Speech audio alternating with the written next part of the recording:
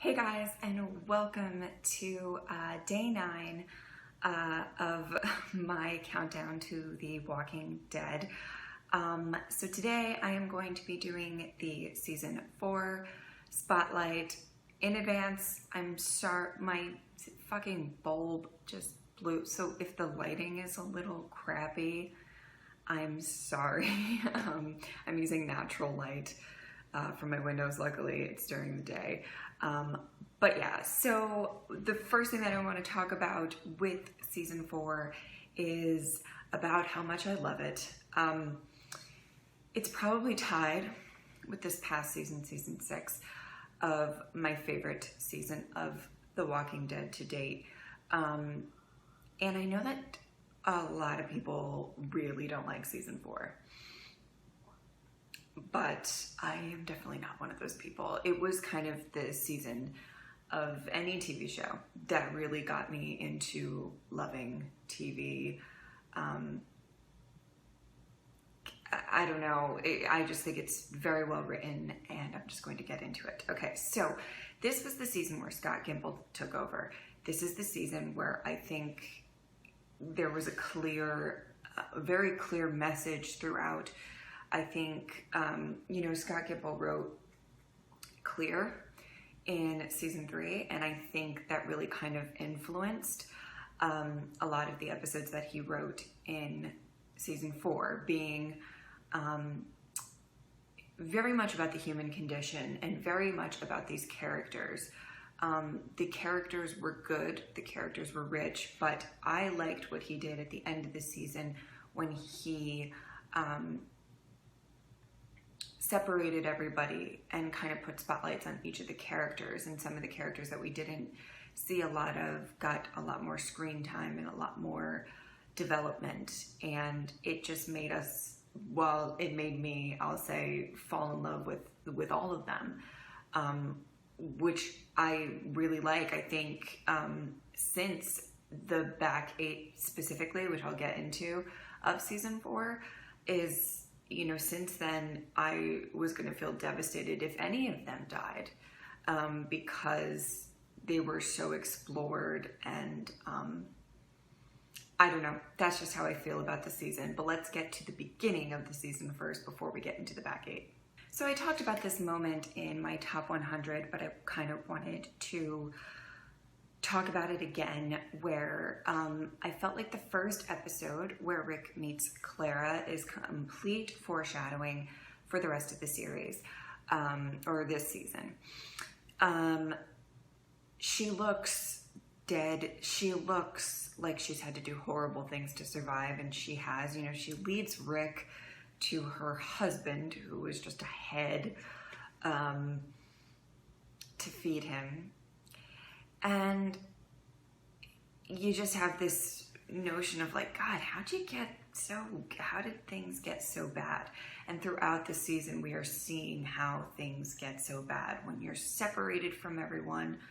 I think at the end of the season, some people had a better time than others, but we're still seeing these characters go through a lot, and really become almost very different people from when they started off in the season. And I just love when you go back and you watch it, and I thought the actress was just brilliant in that whole role. I really like watching those scenes with Rick and her. And if you don't remember or didn't notice the first time around, she shows up, her walker self shows up at the end of the battle in the prison. We see her with the horde of walkers coming towards the prison, that like the ending shot. And I think that just says everything, that, we're getting to the point where things are going to get pretty bad. I mean, especially after the prison battle, but holding on to humanity it's hard in this world, and we're going to see each character's journey to do that. So the first 5 episodes of the series are really Scott Gimple has called them as kind of like a mini series, the sickness that breaks out, which I did like in a lot of ways. It was not, I definitely liked the second half of the season better than the first, but I liked that they really kind of focused on a lot of different things. I liked that they had some subplots that were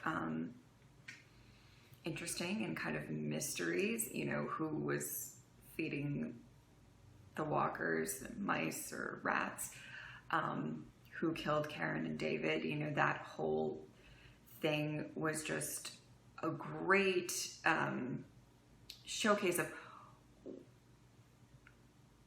what will you do to save people. And I don't think Carol was malicious in killing Karen and David at all. I think she was trying to stop a sickness from spreading. Was it the correct?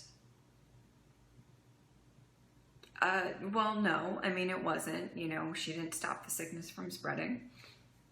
But also, you know, you have to kind of think about, like, what if it was Glenn who was the first to be sick? Would Carol have done it? You know, like if it was somebody who, if it was like Glenn and Carl, you know, or whoever, you know, I feel like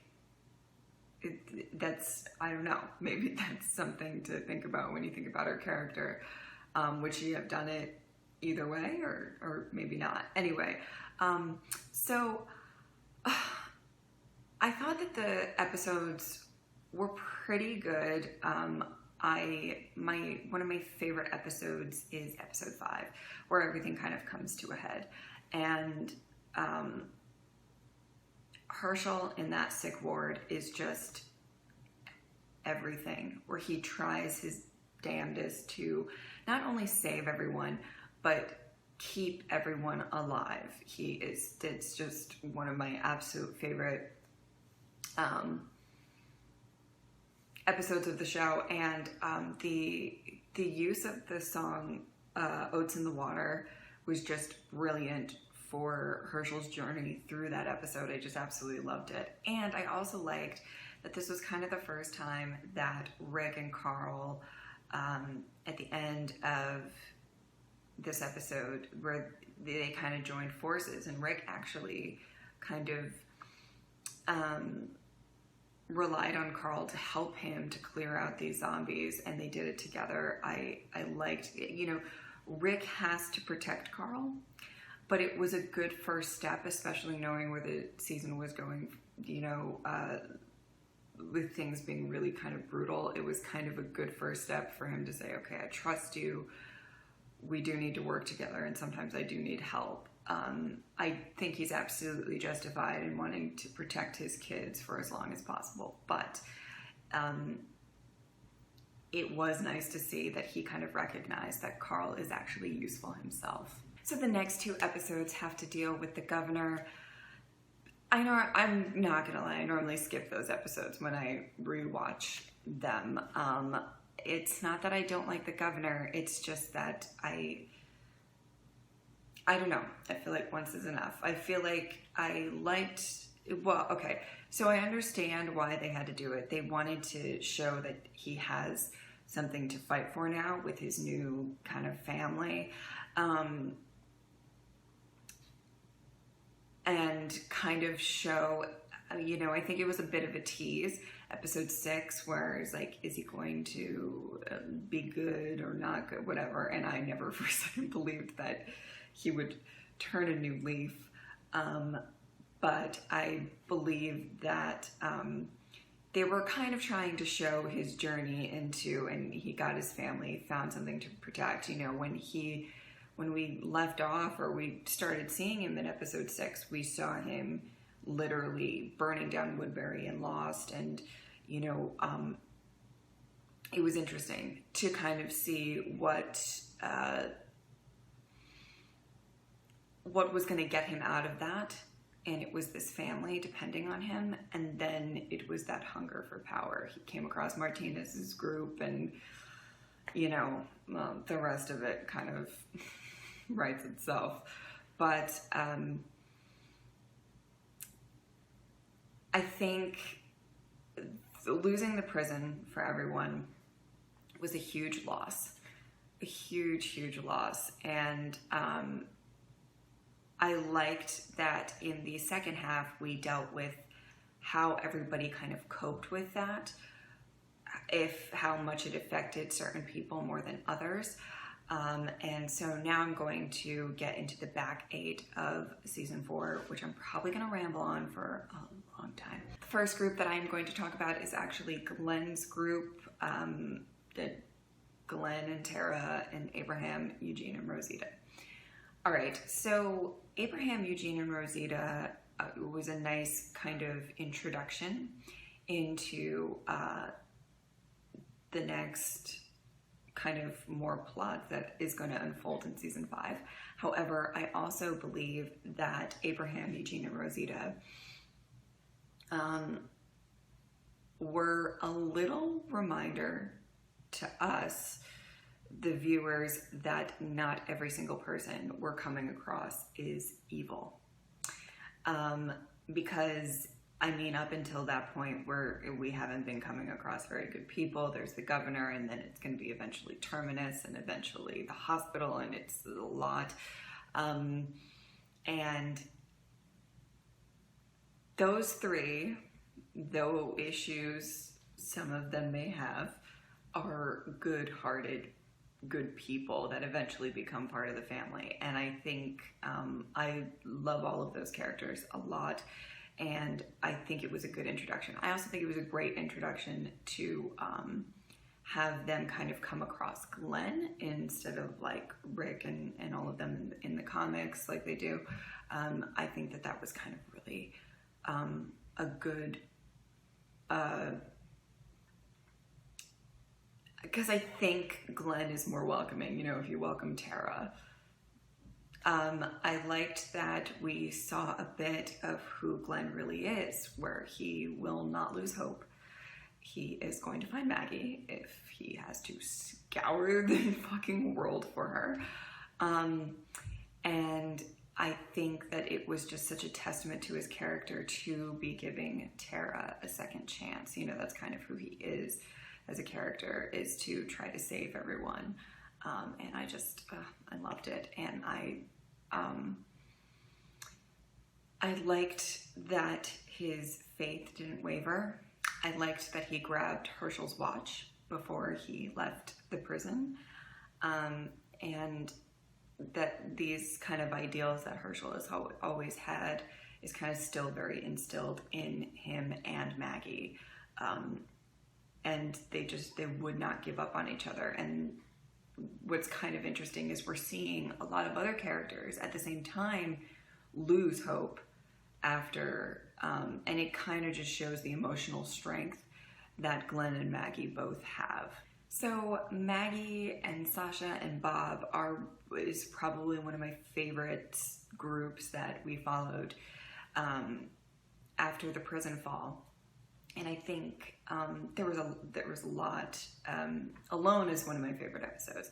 So I really loved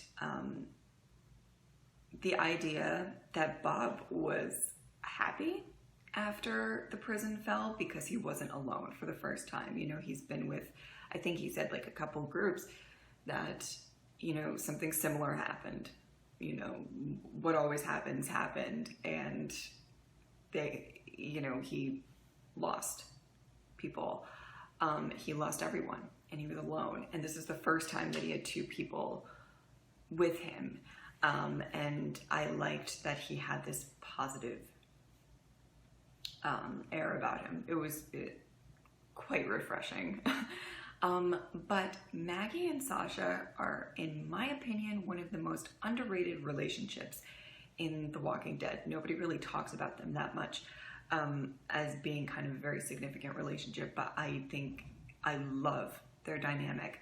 I love that at the end of season 4, they're on completely different sides of the spectrum. You know, Maggie is this optimistic, Glenn is alive, people are alive, Tyrese is alive, whatever. And Sasha is more like, I'm going to try to protect myself. I'm going to try to just say, I'm not going to get my hopes up because I will literally deteriorate if everything gets ripped from me. And to her fucking benefit, or in her defense, I guess I'll say, I mean, it was kind of true. When she did lose everything, when she lost Bob and Tyrese going into season 5, she did have a very bad breakdown. She didn't handle it very well at all.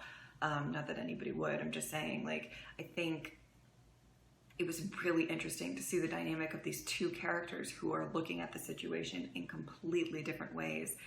And throughout the episode alone, we're looking at them try to, this kind of tug and pull between the two of them. And Bob's just happy to be alive. Like, he's just happy to be alive and with two beautiful women, let's be real. So, but I think that I loved the dynamic between the two, and I think their friendship has grown, and there's a lot of things that have happened. I won't get into that because it's not really having to deal with this season, but I really, really love the two of them and how Maggie finally kind of got Sasha to have hope. I will say also Bob got Sasha to have hope. You know, he is her honey, as we'll say. But I really, really love the dynamic between, and I like exploring that stuff. And I know that there's probably quite a few of you who didn't care too much, but yeah, that was one of my favorite plot lines of the second half of the season. Okay, so now we are going to move on to Daryl and Beth, who were actually my favorite group to follow.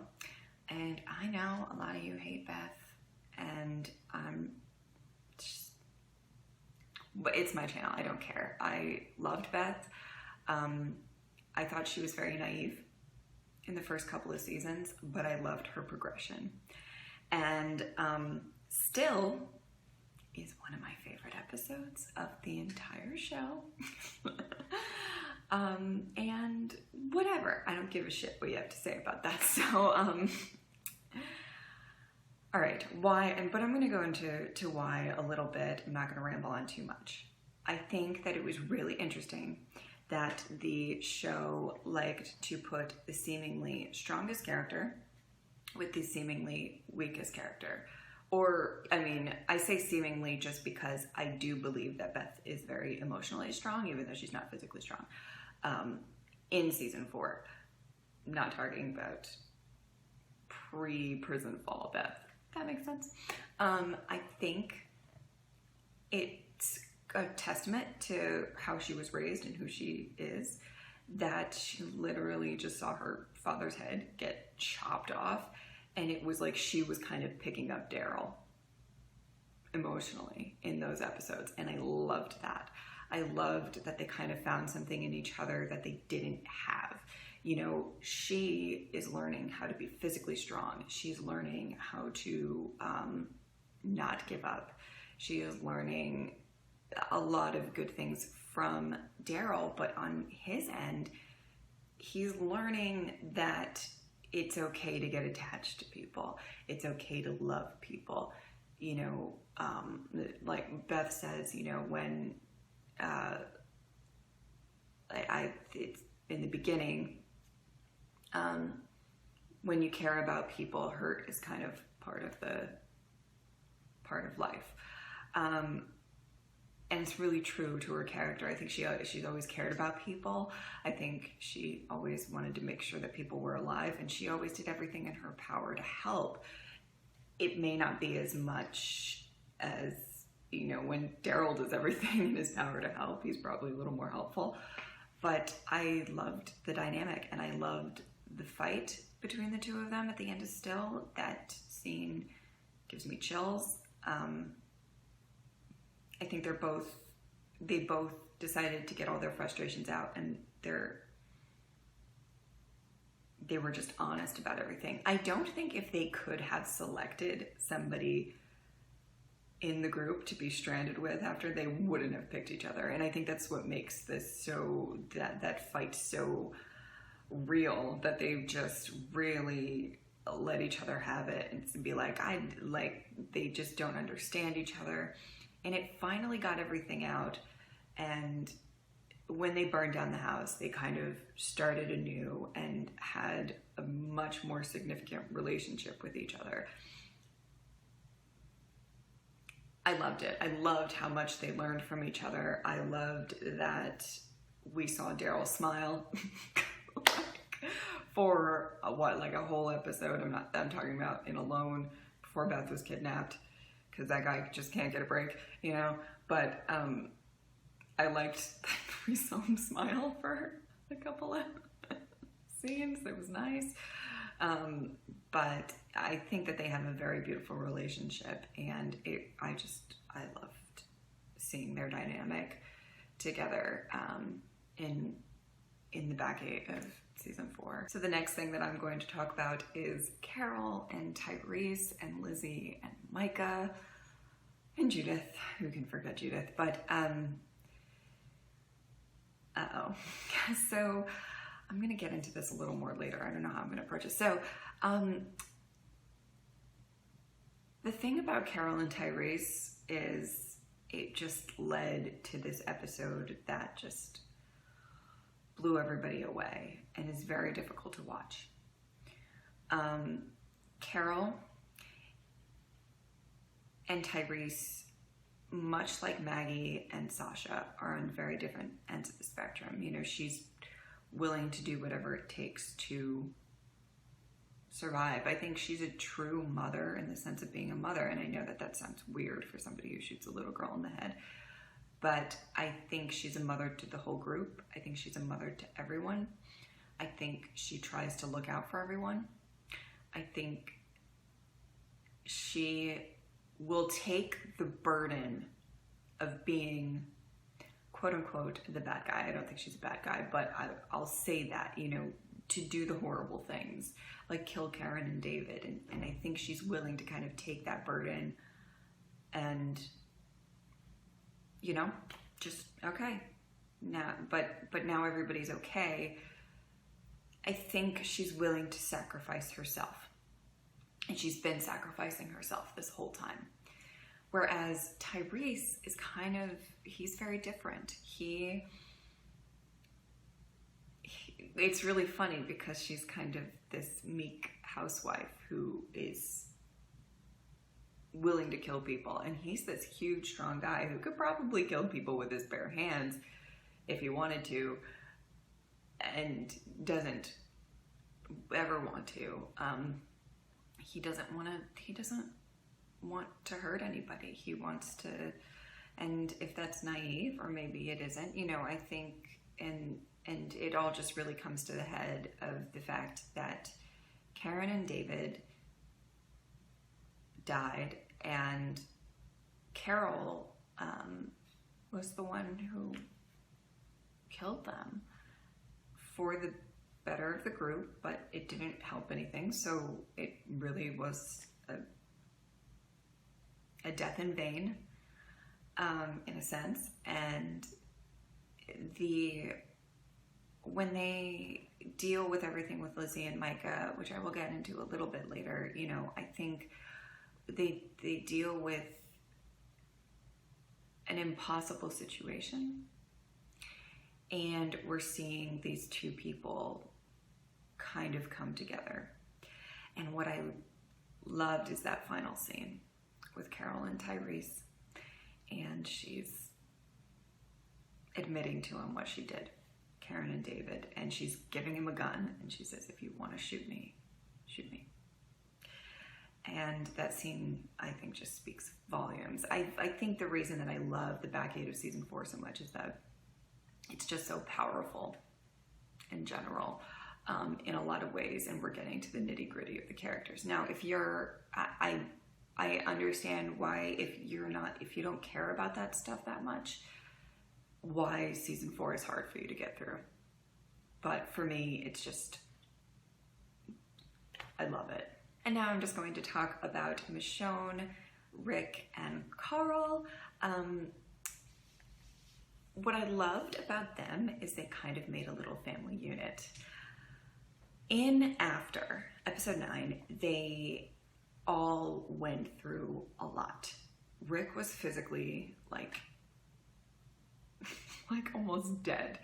Carl had to step up and had a bit of a moment. He kind of was going on this journey and thinking that he didn't need his father anymore, which he finally comes to terms that he does need his father. And Michonne was just getting fed up with being alone and angry all the time. And I think that what was great is at the end of that episode, they all kind of found each other, and they really did become this little family. And they didn't have much. They didn't know if anybody else made it out alive. They just don't know. But the three of them was enough for a little bit until, he ran into Joe's group and they had to go back on the road and whatever. And it kind of all came down to Rick and Joe's confrontation, where Daryl comes and Michonne and Carl are there, and it is just that moment is, oh my Lord, such a crazy, you back an animal into a corner and he's gonna do everything he can to survive and to save those that he loves. That's the moment for Rick. That's the moment that Farmer Rick is no longer Farmer Rick. He completely, like a switch goes off in his head, and I think he was gradually getting there throughout the season, but definitely that final moment at the end was kind of what this whole season was leading up to, is that I know that now I cannot be this passive person who just wants to farm. I think, if you think about how Rick is now in like season 6, the idea of Farmer Rick is so far gone, because he is so far gone. And that's, the whole episode title of Losing the Prison, Too Far. Are people too far gone? Are they just doing what they need to survive? And what I like is that the show really invokes that question, what are people going to do to survive, to protect the ones that they love? When is it too far? And I think each character kind of falls on this spectrum of what is too far, what are you willing to do? And I think each person watching relates to somebody different. And there are people who are like, I would have acted the same way that if I lost everything, that I probably would have reacted the same way that Sasha did. Like, I'm turning off all of my emotions. I'm over it. And I think that, there are just so many, I don't know. I think that every single character on the show is going through something completely different at the end, and I like that they showcased it, even if the episodes did seem kind of slow to a lot of people. Okay, so now we're going to, this video is already way too long. I am so sorry. So those of you who have made it to this point, thank you. So I'm going to talk about the season's MVP, the most defining moment, and the best episode. Okay, so for me, I think it's hard to say anybody else was the MVP other than Carol. Her evolution and the writing of her character is probably the strongest of any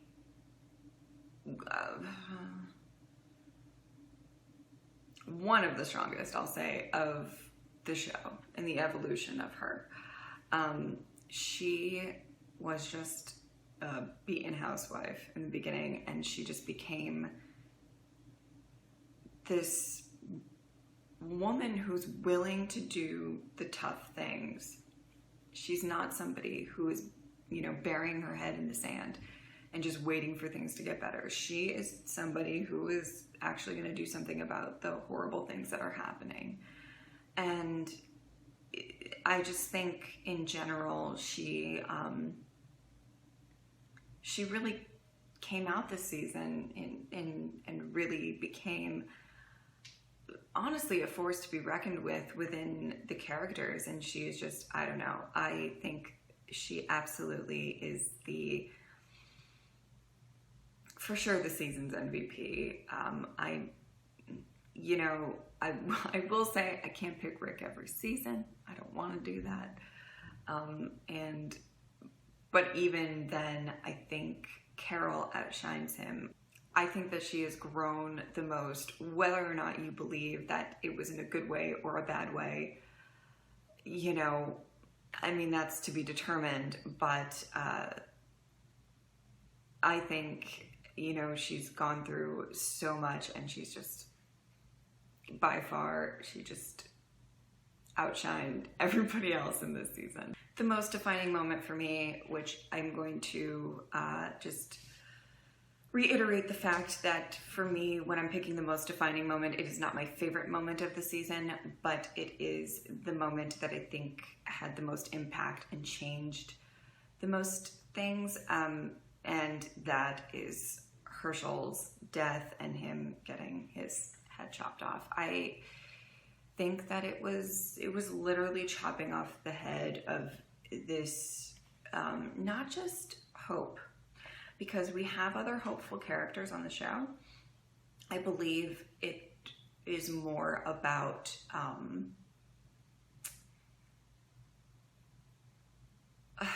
losing,